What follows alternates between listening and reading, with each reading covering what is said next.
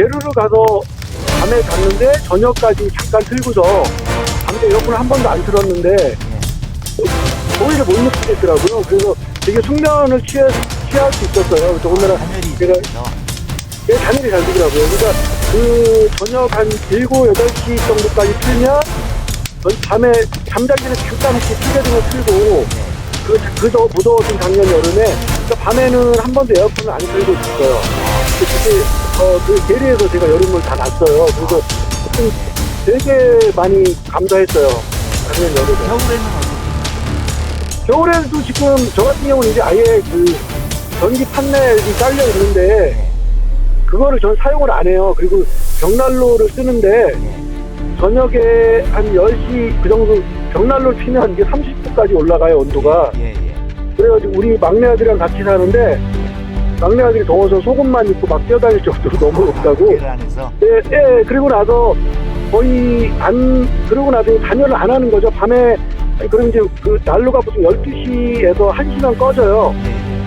근데 아침 되면, 그때도 아침이 돼도 16도에서 20도 사이를 온도를 유지를 해줘요. 그러니까 추우면 아침이라도 장작 한두 개를 넣거나 아니면 안 넣거나 그렇게 하니까 거의 저 같은 경우는 난방비는 제가 그 장작을 4루벨을 샀거든요. 그래서 4루벨 샀는데 그게 남았어요.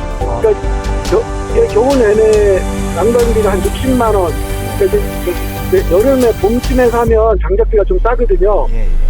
그래서 배달비까지 60몇만 원 든 것 같은데 그거를 겨울 다 나고 아직도 장작이 남았으니까 그런 근데 제가 계속 우리 막내 아들이 방학이라 거의 배를 거의 살았거든요. 겨울에도 공부하고 하느라고. 근데 하여튼 그런 면에서 난방 면에서는 아주 진짜 우수하더라고요. 며칠씩 외출하고 오시죠?